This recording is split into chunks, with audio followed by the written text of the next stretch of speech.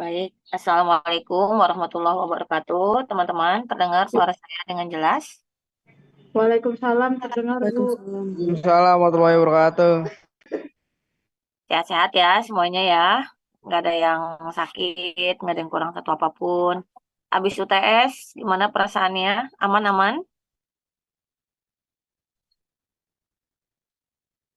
Teman-teman, habis UTS gimana? Ada yang mau ditanyakan terkait mata kuliah kita, khususnya tentang legal audit?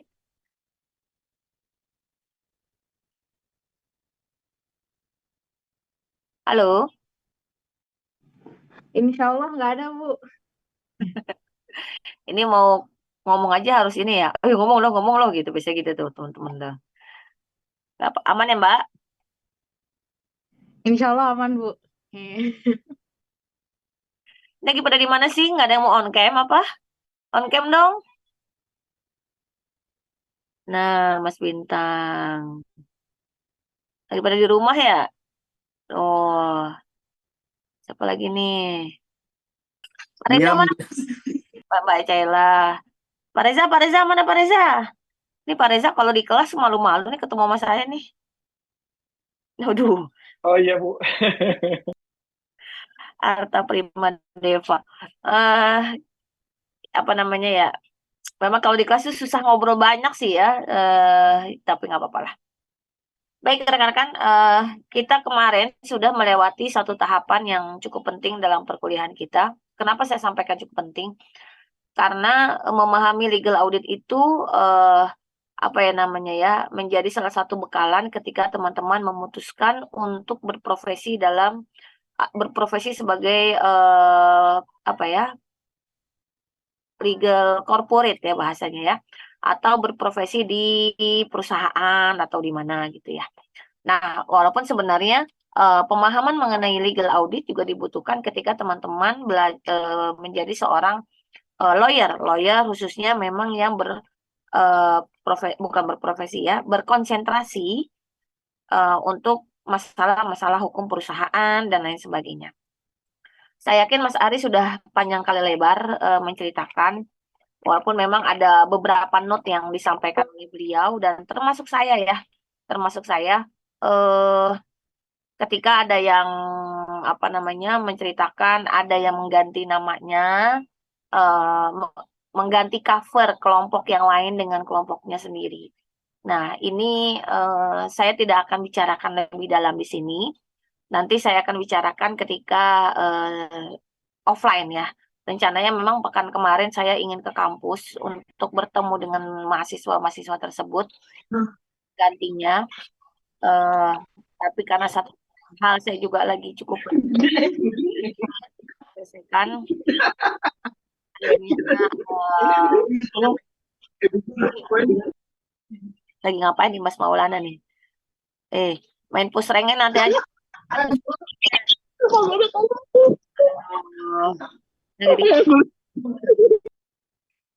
lagi lagi main pusreng nih, pusreng. Ampun deh. Di selasar mana itu pusreng? Saya tidak akan menyelesaikan secara Zoom karena memang apa namanya ya, kita berbicara mengenai etika. Kalau etika itu saya harus lihat wajah mahasiswa-mahasiswa tersebut satu persatu, pengen melihat apa yang menjadi kendala, permasalahan sehingga akhirnya memutuskan dengan apa ya, dengan kalap, kalau bahasa saya kalap, sehingga mengambil atau melakukan kecurangan mengganti cover kelompok yang lainnya dengan kelompoknya sendiri. Menurut saya itu adalah sebuah pelanggaran etika yang dalam tanda kutip eh, kalau bahasa saya itu nilainya langsung dinolkan. Ya, dinolkan sampai mahasiswa tersebut dapat memperbaikinya dengan tugas yang baru. Nah, nanti saya coba lihat lagi apa namanya ya, bicarakan lagi dengan Mas Ari bagaimana menghadapi rekan-rekan mahasiswa seperti ini. Harapan saya ke depan tidak terulangi lagi, ya, karena memang pasti kerugiannya ada di diri kalian sendiri. Saya tuh percaya bahwa apa ya, kebaikan yang kita lakukan itu walaupun belum dibalas sama Allah pada saat itu juga pasti akan suatu saat akan dibalas ketika kita membutuhkannya. Dan begitu juga dengan keburukan yang kita lakukan, apalagi itu merugikan orang lain, suatu saat keburukan itu akan kembali kepada diri kita. Ya, saya pernah, mohon maaf, saya pernah ceritakan sedikit sama mata kuliah sama-sama mata kuliah LO, Legal Audit, Legal Opinion untuk UAS. Ini kenapa saya sampai geleng-geleng kepala ya? Eh, dan kebetulan juga Mbak Hani itu adalah istrinya Mas Ari ya, mahasiswa saya yang kebetulan tugasnya yang diambil oleh rekannya yang lain gitu. Dan itu Masya Allahnya ya, kenapa saya bilang Masya Allah. Kalau sekarang kan per kelompok, kalau saya waktu itu perorangan tugasnya. eh Apa ya? Hampir 30% mahasiswa yang kebetulan mengganti tugasnya tersebut mirip dengan tugasnya Mbak Hani. Jadi hanya diganti dikit-dikit, dikupas-kupas dikit-dikit dan segala macam, tapi pada secara keseluruhan sih mirip-mirip dengan punya tugasnya Mbak Hani. Menurut saya ya itu kecurangan yang apa ya, yang tidak bisa ditolerir lah. Tapi saya yakin namanya manusia pernah hilaf, ada kalanya hilaf. Tapi kalau hilafnya keterusan juga kebangetan ya Mbak Fatul ya, masa hilaf terus, masa sih orang juga nggak insaf kan ya. Pasti ada saatnya insaf. Itu nanti saya akan lihat lebih lanjut. Oke, itu yang terkait dengan UTS. Nah, untuk UAS, saya akan memfokuskan nanti ke LO, ya. Nanti seperti biasa, untuk bagian praktek tugasnya Mas Ari, saya akan memfokuskan pada tataran teori, ya, dan nanti saya sharing sedikit pengalaman saya mengerjakan beberapa pandangan hukum yang sampai saat ini saya lakukan, apa namanya, sesuai dengan apa ya, bukan kebutuhan, bukan sesuai dengan request ya, tapi sesuai dengan kebutuhan dari instansi mana yang meminta pandangan hukum saya terkait dengan masalah-masalah hukum yang ditemui di beberapa instansi yang meminta tolong kepada saya untuk meminta pandangan hukumnya. Nah, sebelum memahami tentang pandangan hukum lebih lanjut atau bahasa lainnya adalah legal opinion, sekali lagi teman-teman tolong pelajari bukunya yang berjudul Argumentasi Hukum atau Legal Opinion, Argumentasi Hukum dan Legal Opinion yang warna ungu, silahkan dipelajari lebih dalam. Saya akan reminder kembali mengenai, sebentar ya.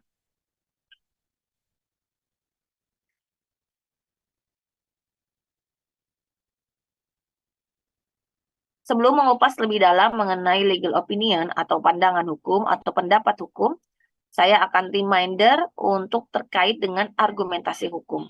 Ya, ini mohon maaf ya, kebanyakan ngomong jadi suara saya pada tataran habis sekarang. Ada untungnya juga sih gak ke kampus, bisa ngirit tenaga ya. Tapi suaranya memang benar-benar ini.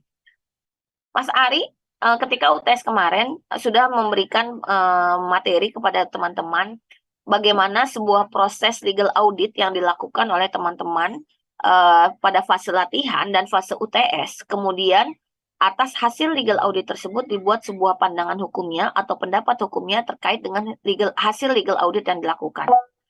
Jadi sebenarnya teman-teman yang perlu dipahami lebih dalam, legal opinion itu sifatnya adalah umum ya, sebenarnya umum. Apapun nanti profesi teman-teman yang tekuni, pasti akan apa ya, teman-teman akan diminta pandangan hukumnya terkait dengan hal-hal tertentu. Sebagai peneliti, sebagai ahli hukum, sebagai lawyer, sebagai pengacara, sebagai hakim, jaksa, dan lain-lain, pasti teman-teman menjadi sebuah kebutuhan yang tidak dihindari ketika teman-teman melakukan pandangan hukum. Dan ketika nanti teman-teman skripsi, ya, nanti ketika teman-teman skripsi, khususnya di bab 4, ya, tolong silakan di note, boleh dicatat, terserah, yang penting diingat. Nanti ketika teman-teman skripsi di bab 4 itu apa ya namanya ya, adalah bab di mana teman-teman diminta untuk mencurahkan analisis hukumnya, argumentasi hukumnya, sehingga menjawab sebuah rumusan masalah yang cukup penting dalam skripsi yang teman-teman ajukan. Biasanya dalam bab 4 itu bisa kita diminta untuk menganalisis sebuah putusan pengadilan, ya. Kita bisa diminta menganalisis sebuah kasus-kasus atau fakta-fakta atau masalah-masalah sosial yang sangat bersinggungan dengan hukum. Atau bab 4 kita bisa melakukan sebuah analisis atau argumentasi hukum terkait dengan adanya sebuah kekosongan hukum, sehingga teman-teman diminta untuk merumuskan hukum apa yang seharusnya berlaku, dan lain sebagainya. Ya. Dan menurut saya, bab 4 yang teman-teman nanti akan hadapi di mata kuliah skripsi atau di skripsi nanti, itu menjadi ukuran bagaimana pemahaman teman-teman terhadap mata kuliah dari semester 1 sampai dengan semester akhir nanti. Gitu ya. Dan itu temanya bisa apa saja. Mas Fahar yang mungkin sukanya terkait dengan pidana, pastinya misalnya ya, mungkin nanti diminta pandangannya tentang bagaimana penegakan hukum terkait tindak pidana korupsi. Misalnya Mas Bintang Cakrawala senangnya terkait dengan kepailitan. Ternyata ada sebuah putusan pengadilan yang ternyata kepailitan itu merugikan pihak-pihak tertentu. Sehingga kita diminta analisis hukumnya atau argumentasi hukumnya, apakah kepailitan tersebut telah sesuai dengan ketentuan yang berlaku. Apakah kepailitan tersebut sudah mencerminkan rasa keadilan bagi para pihak yang memang secara langsung maupun secara tidak langsung terlibat di dalamnya. Mungkin Mbak Kayla diminta untuk memahami atau diminta pandangan hukumnya terkait dengan kekerasan perempuan dan anak, kekerasan dalam rumah tangga yang terjadi pada perempuan dan anak.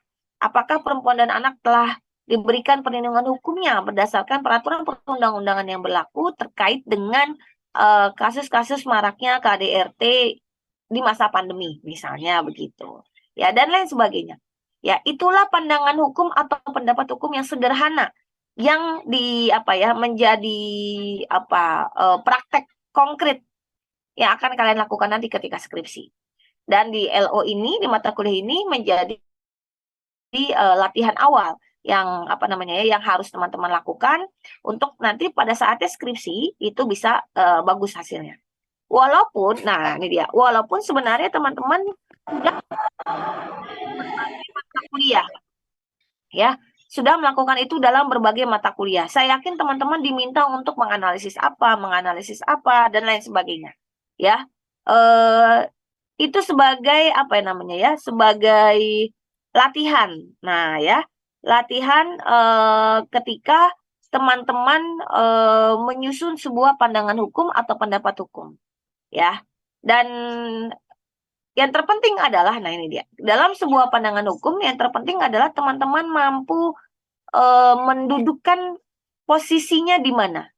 Ya, ingat bahwa kita sebagai seorang ahli hukum harus independen dalam melihat sebuah permasalahan hukum, tidak berpihak kepada para pihak, tidak berpihak kepada pihak-pihak tertentu, tidak berpihak kepada pihak pembuat kebijakan, tidak hanya berpihak kepada korban, karena bisa jadi korban juga memiliki memiliki bukan potensi ya, memiliki andil dalam sebuah permasalahan hukum misalnya, tidak juga berpihak kepada terdakwa atau terpidana dan lain sebagainya, ya. Tapi teman-teman harus mampu mendudukkan sebuah permasalahan hukum itu pada posisi yang tengah-tengah. Ya. Misalnya A salahnya, namun demikian, B ternyata salah, namun demikian, dan begitu selanjutnya. Dan saat ini contoh yang paling marak nih ya, misalnya lagi banyak diminta pandangan hukum terkait dengan pidana terhadap kasus Sambo. Ya, mungkin yang lagi memperhatikan kasus Sambo, ya, bagaimana pandangan saat ini kan lagi diajukan banding ya, mengajukan banding. Entah ada yang mengatakan pidana mati terhadap kasus Sambo, apakah berdasarkan intuisi atau tidak, dan lain sebagainya. Kalau terkait dengan pidana, kalau terkait dengan korupsi, ya, yang baru-baru kemarin tuh, yang lagi trending, Menteri Kominfo, ya silakan dicek, Menteri Kominfo yang ditangkap karena menjadi salah satu, ya, intinya inilah tersangka lah ya, dugaan tersangka pada kasus pengadaan BTS sampai kerugiannya mencapai 8 triliun. Angka 8 triliun ajib ya teman-teman ya, karena angka kerugian IKTP saja 1,3 triliun. Angka kerugian Asabri saja tidak mencapai 8 triliun. Ini ajib banget nih 8 triliun nih, luar biasa. 8 triliun bisa buat makan berapa ribu orang ya kira-kira. Banyak banget. Jadi cukup fenomenal. Jadi Dan terpenting adalah apa? Nah, ini saya belum masuk materi ya. Saya senang kalau materi audit hukum secara teori dan praktik oke lah nih bisa di luar kepala. Kalau legal audit saya karena udah lama nggak praktek ya. Saya terakhir legal audit itu praktek tahun 2000 berapa ya? 2019 2020 ya. Makanya pas kemarin pas praktek udah Mas Ari aja dah teorinya aja saya. Tapi kalau legal opini memang jadi makanan sehari-hari. Eh tadi sampai lupa sampai ngomong di mana ya. Iya. Yang terpenting adalah teman-teman mampu memposisikan diri sesuai dengan kebutuhannya. Suatu saat Mas Fahar misalnya menjadi seorang hakim, ya hakim yang memeriksa kasus tipikor ya, tipe tindak pidana korupsi. Ya, dan memang tipikor ini menjadi tindak pidana khusus yang sangat-sangat spesial di mata para ahli hukum, di mata penegak hukum. Kenapa? Karena memang masih menurut saya di Indonesia masih dicari pola bagaimana penegakan hukum tindak pidana korupsi yang memang memberikan rasa keadilan bukan hanya bagi para korban, bukan hanya bagi negara yang dirugikan karena kerugian negara, tapi bagaimana apa namanya ya, mengambil kembali kerugian yang telah diambil tersebut dan dikembalikan kepada negara. Nah, begitu. Misalnya 8 triliun, ya masa sih pelakunya cuma masuk penjara aja. Emang nggak bisa tuh 8 triliun balik lagi ke negara. Lumayan kan buat ngasih makan orang-orang miskin, misalnya begitu. Ya. Atau waktu yang sangat panjang dalam penegakan hukum tindak pidana korupsi, misalnya sampai dengan angka 2 tahun lebih dan segala macam. Dan ketidakjelasan apakah kerugian negara tersebut dapat dikembalikan kepada negara atau tidak. Sehingga perlu adanya formula baru atau reformula terhadap konsep penegakan hukum tindak pidana korupsi. Nah, itu adalah legal opinion, ya, pandangan hukum. Jadi banyak sekali konsep mengenai legal opinion yang harus teman-teman pahami, ya, termasuk ketika nanti misalnya yang bekerja di corporate atau di korporasi, ketika diminta pandangannya terkait dengan apa namanya, misalnya setelah kemarin melakukan sebuah audit terhadap sebuah perusahaan, misalnya yang ingin merger dan lain sebagainya, tentu pemilik modal atau pemegang saham ingin mengetahui apakah memang available atau tidak menanamkan sahamnya di perusahaan yang memang diinginkan atau direncana untuk dilakukan kerjasamanya dan lain sebagainya, gitu ya. Oke, ini sudah banyak prolognya, yang masuk juga sudah banyak. Kita masuk materi sedikit.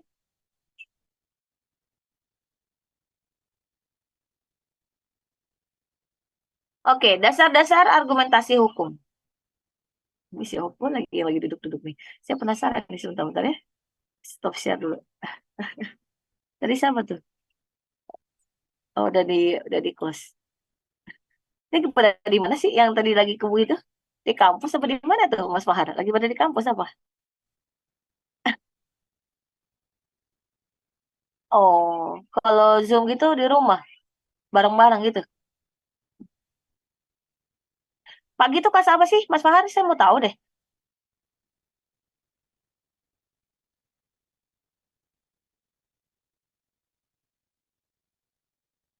Hukum pajak Pak siapa? Pak Jody. Oh, jadi bukannya minta online mulu ya? Saya dapat kabarnya begitu. Oh, kelas yang lain juga gitu, minta online mulu beliau. Gak ngerti kenapa deh. Yang penting ini, kalau untuk terkait teori, saya masih izinkan untuk online. Jadi kalau nanti kelas paginya online, online, kabari ke saya kalau kelas pagi online. Tapi kalau praktek nanti saya harus offline karena nggak nyaman buat saya pribadi kalau praktek tuh online. Ya, tapi kalau nanti jam 1 tuh kalau memang jam 1 kosong dan ada kelas kosong sebenarnya sih kalau buat saya sih nggak ada masalah kalau teman-teman maju di jam 1 ya. Tapi nanti mungkin cari ruangannya dulu. Oke, kita masuk materi dulu ya.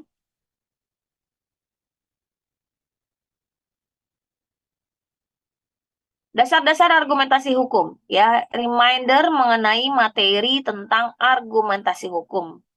Ini menjadi apa ya, modal utama ketika teman-teman menyusun legal audit dan legal opini. Ya, ini menjadi bekalan yang harus teman-teman pahami sehingga teman-teman ketika membuat legal opini, menghasilkan sebuah legal opini yang sesuai dengan kebutuhan dan mampu menjawab permasalahan yang ada dengan tepat dan relevan. Ingat ya, menjawab permasalahan dengan tepat dan relevan. Ya, sehingga tidak ada unsur cacat terhadap jawaban yang teman-teman berikan terhadap sebuah permasalahan hukum yang ada.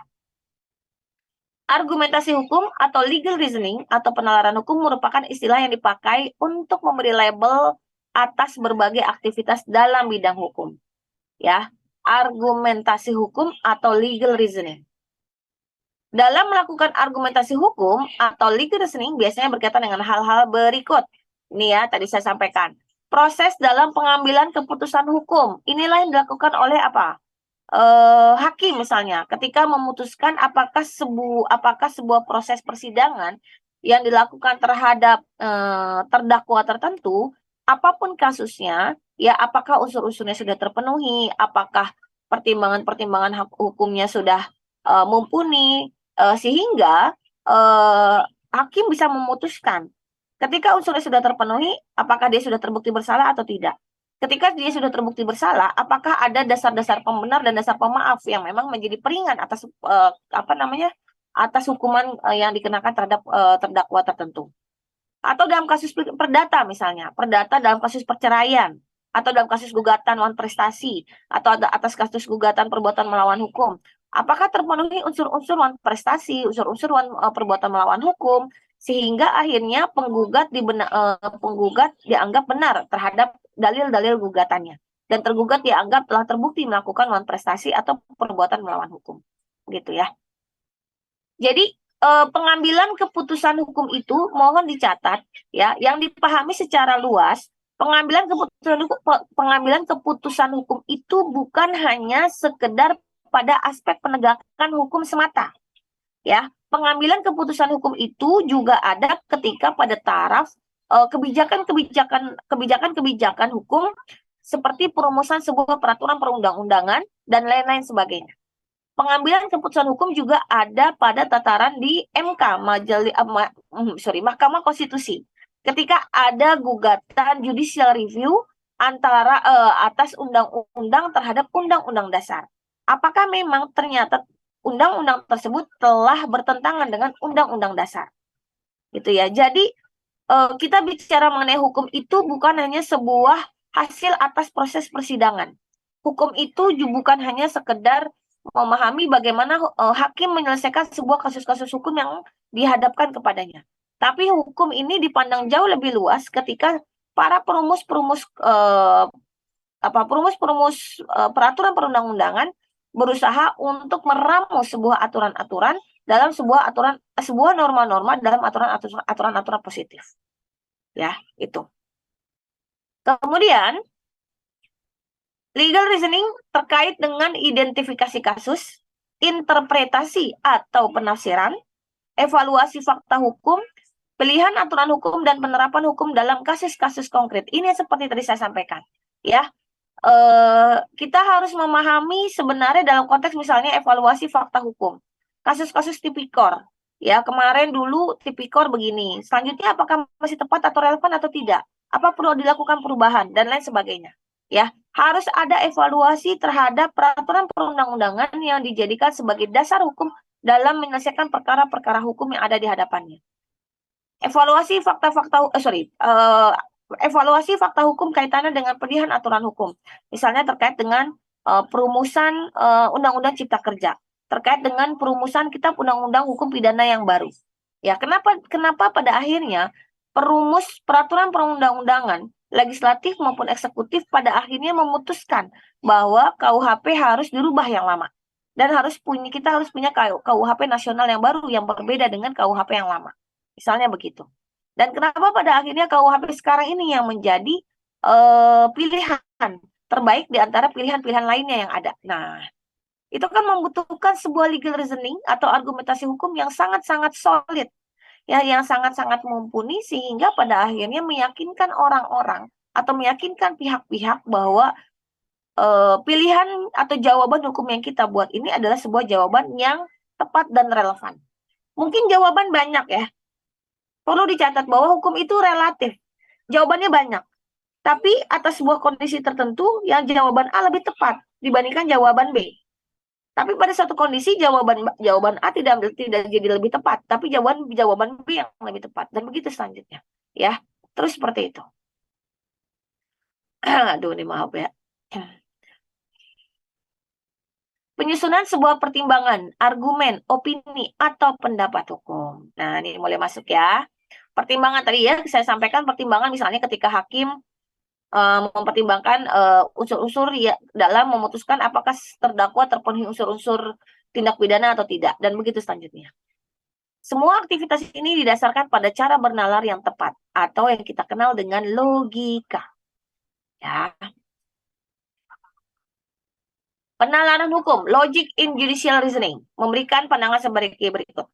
Penalaran hukum tidak banyak disukai oleh orang hukum sendiri. Iyalah ya, capek lah ya. Saya yakin di sini ada kok yang nggak suka penalaran hukumnya. Puyeng bu, capek bu, bete, kayaknya ribet. Aduh, apa namanya ya? Ngemeng-ngemeng gitu kalau bahasa Depok itu ngemeng-ngemeng. Menganalisis dan lain sebagainya. Ya, jadi kayak gitu-gitulah kurang lebih ya. Jadi agak-agak membetekkan lah. Persoalan hukum dianggap bukanlah persoalan logis. Nah, ini dia. Ini yang sebenarnya menarik pada kasus Sambo. Ya, ketika putusan pengadilan atau putusan hakim terhadap kasus Sambo di tingkat 1 dianggap tidak berlandaskan pada legal basis yang tepat dan relevan, tapi dianggap apa namanya hanya berdasarkan pada insting hakim semata. Ini yang menjadi apa ya? Menjadi perhatian dari para ahli hukum, para yuris hukum, ketika sebuah putusan pengadilan hanya didasarkan pada insting hakim atas nilai moralitas semata, tapi bukan pada intuisi hakim pada aturan-aturan positif yang tepat dan relevan. Nanti silakan ikuti perkembangan kasusnya. Para lawyer tidak harus memahami hukum secara logis. Nah, ini juga ya teman-teman. Ini wanti-wanti dari saya pribadi, wanti-wanti. Banyak sekali lawyer-lawyer sekarang, mungkin mohon maaf saya tidak menjustifikasi. Tapi saya hanya ingin menggambarkan kenyataan yang saya temui. Jadi para lawyer itu, memang lawyer itu adalah pekerjaan yang long lasting. Long lasting itu maksudnya itu sampai tua pun juga bisa lah ya. Sampai tua bisa kita lakukan. Ya, kemudian bisa dilakukan dari umur berapa saja. Nah, mungkin para lawyer tersebut tidak belajar hukum secara serius, satu. Yang kedua, para lawyer itu tidak belajar hukum dengan terus-menerus. Jadi mandek sampai situ aja. Para lawyer cara berpikirnya tidak terlatih untuk berpikir secara logis, tidak terlatih untuk berpikir secara logika, tidak terlatih untuk membaca atau berpikir secara sistematika hukum. Ya, pada akhirnya yang dikesankan adalah para lawyer itu hanya omdo itu apa ya? Ngomong doang satu. Kemudian yang kedua kencang doang. Kencang tuh maksudnya ngegertak aja gitu ya. Kemudian yang penting ngomel-ngomel dulu, tapi bodo amat apakah omongannya benar atau tidak. Kalau bahasa saya tuh bluffing, ya dan lain sebagainya. Ini kok kebanyakan WA sih mau masuk.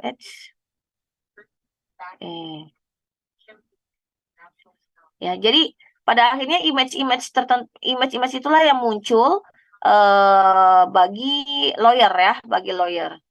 Ya, walaupun sebenarnya saya yakin bukan hanya lawyer aja ya, para pendidik, para akademisi juga berpikir seperti itu kan, kadang-kadang.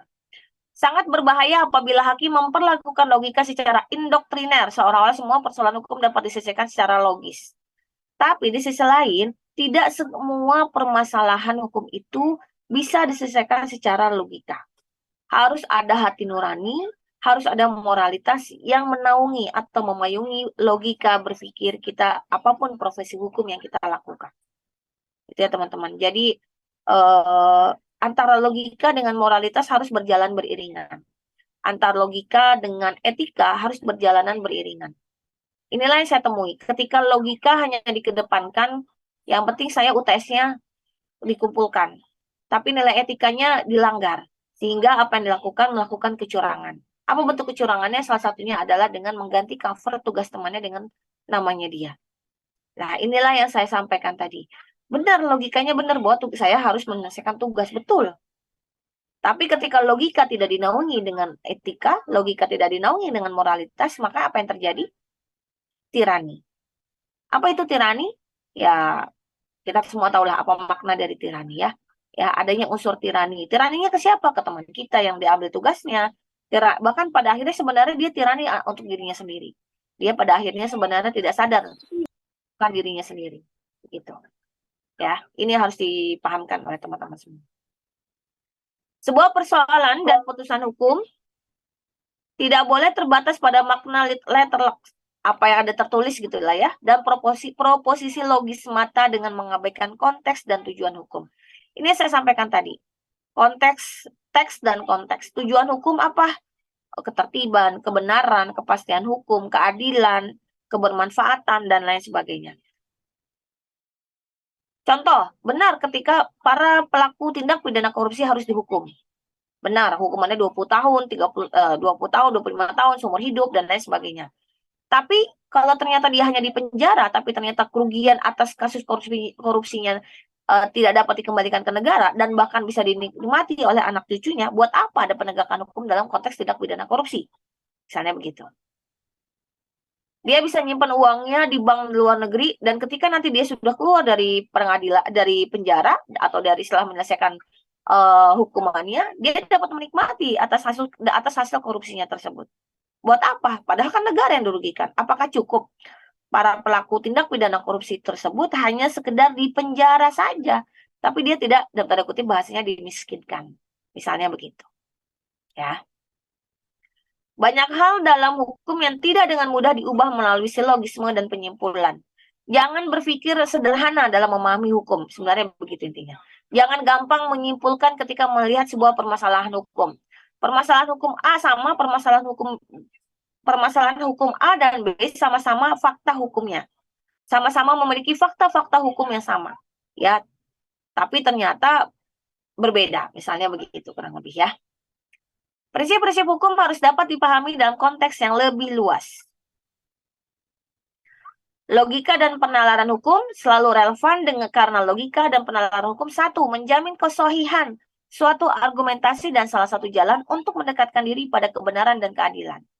Ya, jadi ini bagaikan dua sisi mata uang yang selalu berjalan beriringan dan menjadi modal atau menjadi alat atau menjadi bekalan yang ketika kita melakukan sebuah proses apa namanya? Proses penyusunan legal audit, ya gitu. Membantu para calon praktisi hukum, pengacara, para jaksa dan hakim menganalisis, merumuskan dan mengevaluasi fakta, data dan argumentasi hukum. Kemampuan dalam bidang ini merupakan mahkota dan jantung keterampilan para pengacara dan hakim dalam memutuskan suatu perkara hukum. Nah, jadi ibarat kata, kalau teman-teman mau jadi orang yang sukses menjadi seorang pengacara, hakim, atau apapun profesi hukumnya, maka pelajari logika hukum dengan sempurna dan paripurna. Belajar argumentasi hukum dengan sempurna dan paripurna. Belajar argumentasi hukum dengan cara menulis dan cara bicara dengan sempurna dan paripurna. Nah, kurang lebih begitu. Ya. Pemahaman terhadap prinsip-prinsip penyimpulan logis, baik deduksi, analogi, maupun generalisasi induksi tidak hanya berguna dalam memahami persoalan, praktek, dan putusan hukum, melainkan juga pengalaman-pengalaman empiris sehari-hari serta observasi ilmiah. Maksudnya apa, teman-teman? Teman-teman yang nanti menjadi seorang peneliti, memahami bagaimana kehidupan masyarakat hukum adat Baduy. Tidak bisa kita melihat atau tidak bisa kita hanya sekedar membaca dari berbagai artikel-artikel yang ada. Saya yakin kita membutuhkan pengalaman-pengalaman empiris atau observasi-observasi yang dilakukan secara langsung untuk melihat bagaimana kehidupan masyarakat hukum adat misalnya di daerah Baduy. Teman-teman yang suka tentang bagaimana perkawinan adat di berbagai masyarakat hukum adat yang ada di Indonesia.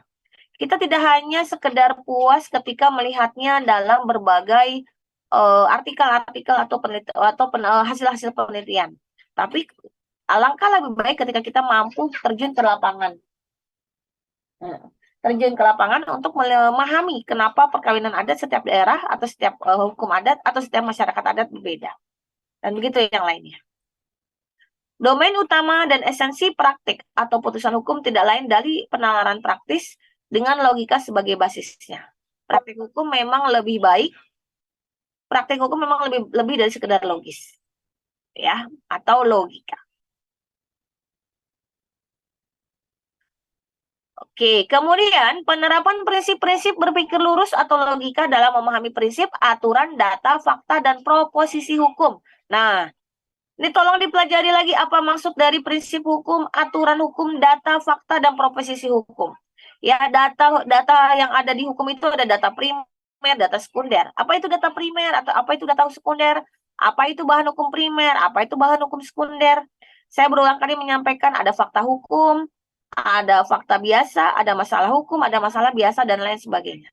Ya, jadi kita harus mampu menempatkan informasi-informasi yang tepat dalam menyusun sebuah argumentasi hukum yang tepat.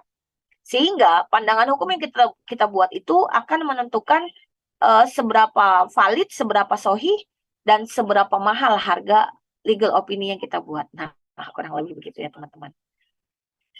Dalam penalaran hukum, logika dipahami secara lebih sempit, yakni sebagai ilmu tentang penarikan kesimpulan secara valid dari berbagai data, fakta, persoalan, dan proposisi hukum yang ada. Ini seperti saya sampaikan tadi. Ya, tempatkan data itu banyak, fakta itu banyak, persoalan itu banyak, proposisi hukum itu banyak. Tapi apakah semua data akan digunakan ketika kita ingin menjawab sebuah permasalahan hukum? Apakah fakta-faktanya yang banyak itu akan kita gunakan dalam menjawab sebuah permasalahan hukum dan lain sebagainya? Ya, kurang lebih begitu. Kita harus mampu memilah mana data yang digunakan, kita harus mampu memilah mana fakta yang digunakan, mana persoalan yang digunakan, dan mana proposisi hukum yang yang relevan digunakan, gitu ya. Istilah penalaran hukum atau legal reasoning atau argumentasi hukum tidak menunjukkan bentuk penalaran lain di luar logika, melainkan penerapan asas-asas berpikir dari logika dalam bidang hukum itu sendiri. Jadi sebenarnya penalaran hukum itu menjadi bagian yang tidak terpisahkan ketika kita memahami bagaimana memahami konstruksi hukum itu sendiri, memahami sistem hukum, memahami cara bekerjanya hukum, memahami bagaimana hukum dapat mencapai tujuan yang diharapkan dan lain sebagainya. Kurang lebih begitu. Dalam arti ini tidak ada penalaran hukum tanpa logika. Nah, ini perlu dicatat. Ketika teman-teman melakukan penalaran hukum, ketika teman-teman menyusun legal audit dan legal opini, tidak mungkin tanpa logika. Dan tidak mungkin tidak melakukan argumentasi hukum. Dan tidak mungkin tidak melakukan penalaran hukum. Ya, tidak ada penalaran hukum di luar logika. Dan logika tanpa penalaran hukum hanya sekedar bahasanya ya, berjalan tanpa ilmu. Nah, kurang lebih begitu. Ya, logika tanpa penalaran hukum hanyalah berjalan tanpa ilmu. Kebayang orang-orang yang berjalan tanpa ilmu jadinya apa? Taklid misalnya. Dia sekedar bluffing tapi dia tidak punya ilmunya dan lain sebagainya. Ini yang tidak diinginkan dari seorang ahli hukum. Ya. Penalaran hukum dengan demikian harus dipahami dalam pengertian penalaran logika dalam hukum. Masya Allah. Ini materinya buat saya pribadi berat ya menyampaikan ini ya. Tapi mau nggak mau saya sampaikan. Dan yang terpenting adalah teman-teman memahami dulu di mana posisi si argumentasi hukum, di mana posisi penalaran hukum, dan bagaimana cara mempraktekkannya. Saya yakin di mata kuliah semester 3, teman-teman harusnya sudah belajar mengenai penalaran hukum dan belajar bagaimana tentang logika hukum.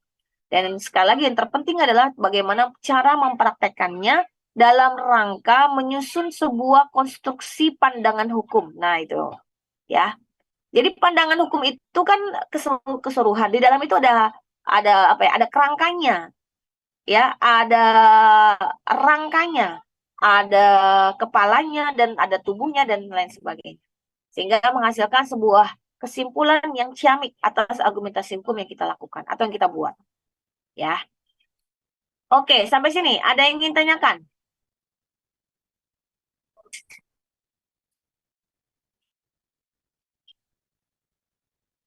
Tadi ini dia.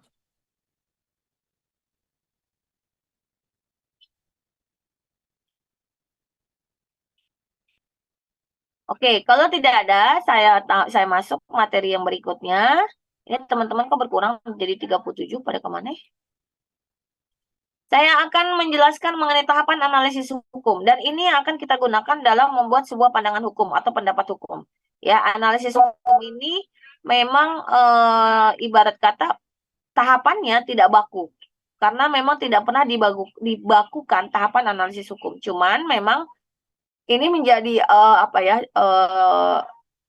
ya bahasanya, yang cara umum digunakan oleh banyak orang, nah kurang lebih begitu, ya. Oke, tahapan analisis hukum. Ya, jadi tadi kan penalaran hukum, logika, ya berarti kita selanjutnya kita melakukan analisis. Ya, menjadi step lebih dalam lagi kita memahami. Tahapan analisis hukum bisa disebut juga penalaran hukum atau argumentasi hukum. Adalah upaya mengetahui keadaan sebenarnya atas kondisi hukum yang ada. Nah, ini dia ya. Dalam rangka memberikan penilaian untuk mengetahui apakah tujuan pembentukan hukum telah tercapai.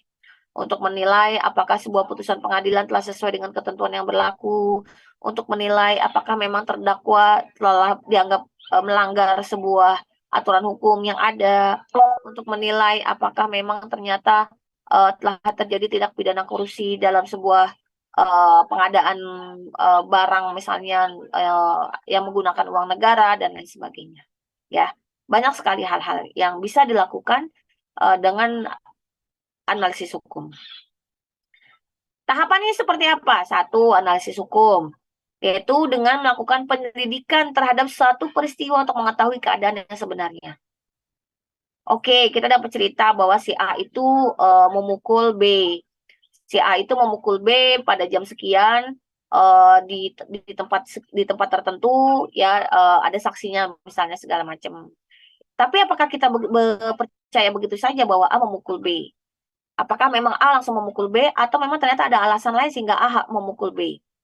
Oh, ternyata di kemudian hari ada investigasi, ada pendidikan lebih mendalam terhadap fakta-fakta yang lainnya, terhadap saksi-saksi yang lainnya, bahwa A memukul B karena B lebih dulu melakukan pemukulan terhadap A misalnya. A dianggap membela diri dan lain sebagainya. Ya, kita ingin mengetahui sebuah peristiwa dengan keadaan yang sebenarnya. Oke, dalam dalam persidangan misalnya ada BAP, sebelum masuk persidangan ada BAP, berita acara penyelidikan, di mana di dalamnya ada fakta-fakta hukum yang memang disarikan berdasarkan kesaksian-kesaksian yang ada. Tapi bisa jadi ketika nanti di pembuktian ada fakta-fakta hukum yang terungkap. Nah, yang tidak terungkap ketika proses persidangan, ketika proses penyelidikan maupun penyidikan. Nah, inilah yang dilakukan dan menjadi tanggung jawab oleh hakim untuk melihat fakta hukum yang sebenarnya untuk mengetahui keadaan yang sebenarnya dari sebuah peristiwa-peristiwa hukum. Gitu ya. Evaluasi hukum. Setelah ada analisis hukum, evaluasi hukum, yaitu dengan memberikan penilaian terhadap penerapan norma aturan hukum. Si hakim menilai, siapa lagi? Teman-teman yang menjadi seorang legal audit menilai apakah memang perusahaan tersebut available, layak atau tidak. Investasi yang dilakukan baik atau tidak, kepilitan yang dilakukan tepat atau tidak, apalagi dan macam-macam ya. Evaluasi, kita memberikan pandangan kita terhadap analisis hukum yang telah kita lakukan, kurang lebih begitu ya. Mekanisme evaluasi terhadap norma hukum. Nah, ini yang penting nih. Legislative review ya, legislative review. Upaya yang dapat dilakukan untuk mengubah suatu undang-undang melalui lembaga legislatif berdasarkan legislasi. Ya, sebagaimana diatur dalam Konstitusi pasal 5 dan pasal 20 dan Undang-Undang Nomor 12 Tahun 19 sebagaimana telah diubah Undang-Undang Nomor 15 Tahun 2019. Saya nggak tahu apakah masih ada perubahan lagi di Undang-Undang 12 Tahun 2011, nanti tolong dicek lagi. Tapi yang terpenting adalah ketika kita berbicara mengenai mekanisme evaluasi terhadap norma hukum ini, apa maksud dari legislative review ini adalah kita mencoba untuk melakukan inventarisir. Legislative review dan executive review ini melakukan inventarisir terhadap peraturan perundang-undangan yang memang tepat dan relevan digunakan dalam rangka menjawab sebuah permasalahan hukum yang ada. Nah, kurang lebih begitu ya. Ya. Jadi pada akhirnya kita bisa lihat bahwa peraturan perundang-undangan itu sudah tepat dan apakah sudah masyarakat sebuah peraturan itu menjadi jawaban atas berbagai permasalahan yang muncul, apakah sebuah peraturan perundang-undangan itu sudah mampu memberikan kepastian hukum di tengah-tengah masyarakat atau bagaimana? Ya, ini yang harus kita lakukan. Ya, makanya di dalam mekanisme evaluasi terhadap norma hukum itu apa ya bahasanya? Siapa yang harus bertanggung jawab? Apakah di legislatif, apakah di eksekutif? Apakah perubahan itu di tataran undang-undang? Apakah perubahan itu ada di tataran peraturan presiden kah? Atau di PPK, peraturan pemerintah ya maksudnya? Kemudian atau di aturan peraturan pelaksana yang lainnya. Kita harus melihat secara jeli sehingga kita bisa memberikan semacam rekomendasi. Ya, rekomendasi sehingga yang perlu dirubah atau diperbaiki itu yang mana terhadap sebuah permasalahan hukum yang kita temukan. Gitu ya. Kemudian bisa juga ternyata kita harus melakukan judicial review. Misalnya ternyata Undang-Undang Cipta Kerja bertentangan dengan Undang-Undang Dasar, misalnya setelah dilakukan tahap evaluasi. Sehingga kita perlu melakukan upaya JR. Ya, JR-nya tapi bisa jadi undang-undang ke Undang-Undang Dasar atau peraturan di bawah undang-undang ke undang-undang peraturan di bawah undang-undang terhadap undang-undang. Berarti kalau kayak gitu kan di MA. Ya, jadi JR itu ada ke MK dan ada ke MA. Tergantung aturan yang diujinya yang mana. Ya, kalau undang-undang terhadap undang-undang dasar kita ke Mahkamah Konstitusi. Peraturan di bawah undang-undang terhadap undang-undang berarti kita ke Mahkamah Agung. Ya, judicial review. Oke. Tujuan analisis dan review hukum. 1. Substansi hukum. Ngapain sih kita melakukan analisis? Untuk melihat secara substansi apakah substansinya sudah benar atau tidak, misalnya begitu. Sudah sesuai dengan kebutuhan hukum atau tidak, sudah memberikan solusi atau tidak, dan lain sebagainya. Kedua, terkait dengan struktur. Tujuan analisis dan review hukum itu terkait dengan struktur hukum. Yang harus diperbaiki di mana? Apakah terkait dengan penegakan hukum? Apakah terkait dengan lembaga penegakan hukum? Apakah terkait dengan SDM-nya? Atau perlu sarana-prasarana yang lebih mumpuni? Atau apa? Ya, yang mana yang harus diperbaiki dalam konteks struktur hukumnya? Dan struktur hukum ini terkait dengan apa ya bahasanya ya, aparatur. Nah, aparatur hukumnya seharus bagaimana agar bisa berjalan sistem hukum yang sesuai dengan tujuan hukum yang diharapkan. Kemudian, budaya hukum. Ternyata kenapa lampu merah banyak yang diterabas, kenapa banyak kejadian kecelakaan misalnya di perlintasan kereta api, karena sudah ada bel, sudah ada palang pintu, tapi ternyata masyarakat masih nerabas, sehingga menimbulkan kecelakaan. Oh, berarti ternyata bisa dianalisa bahwa budaya hukum masyarakat, jika mendengar suara lonceng supaya berhenti ketika mau kereta lewat, ataupun palang pintu sudah turun, jangan lewat, itu masih kurang. Ketaatan masyarakat terhadap peraturan perundang-undangan, kesadaran hukum masyarakat dalam menaati peraturan perundang-undangan masih sangat minim. Misalnya ketaatan untuk daerah-daerah yang mana boleh merokok, mana yang tidak, maka kita evaluasi mengenai kepatuhan dan ketaatan masyarakat terhadap aturan hukum yang ada. Oleh karena itu perlu dilakukan upaya misalnya sosialisasi, penyadaran hukum, kemudian pendampingan hukum, asistensi hukum, dan lain sebagainya. Pada intinya adalah bagaimana caranya masyarakat pada suatu saat nanti dapat mematuhi atau mentaati hukum itu bukan karena hukum tersebut sebagai sebuah aturan, tapi mematuhi hukum itu karena memang masyarakat sama-sama sadar perlu adanya ketertiban, keselarasan, dan keserasian dalam masyarakat secara keseluruhan. Oke deh. Saya rasa cukup untuk hari ini. Ya, jadi teman-teman saya minta saya pahamkan mengenai argumentasi hukum itu, harapannya adalah bisa kebayang legal opini yang kita akan susun nanti, kenapa kita melakukannya ya, mengapa kita melakukannya, kemudian yang terpenting adalah bagaimana cara kita melakukannya ya, sehingga ketika teman-teman sudah memahami tujuan melakukan legal opini dengan tetap mengedepankan aspek logika dan penalaran hukum, sehingga hasil saran dan rekomendasi yang dijadikan sebagai hasil dari legal opini tadi itu memang tepat dan relevan. Gitu. Oke, ada pertanyaan sampai sini teman-teman? Tidak ada? Oke, kalau tidak ada, saya minta tolong cari satu putusan pengadilan, apapun putusan pengadilannya terserah, ya. 3 tahun terakhir, berarti maksimal tahun 2020 sampai dengan 2023. Dan putusan pengadilan ini sudah inkrah atau sudah berkekuatan hukum tetap. Ya, tugas awalnya adalah teman-teman tolong pelajari, dibaca aja dulu deh. Nanti minggu depan saya kupas lagi bagaimana cara menyusun kasus posisi. Ya, tolong dipelajari, dibaca putusan pengadilannya. Dan usahakan tidak sama antara satu dengan yang lainnya. Seperti biasa, tolong dilaporkan ke Mas Chandra. Ya, biar tidak double. Ya, dan tidak double. Dan tugas menjelang UAS dan sampai UAS sendiri-sendiri, tidak berkelompok. Saya akan coba buat sendiri-sendiri, tidak berkelompok, karena menghindari adanya duplikasi, plagiarisa ya gitulah ya, dan pokoknya kecurangan-kecurangan yang lainnya. Sendiri, percaya pada kemampuan diri sendiri, percaya pada kapasitas diri sendiri, dan percaya bahwa diri kita bisa untuk menjawab soal-soal yang para dosen ajukan.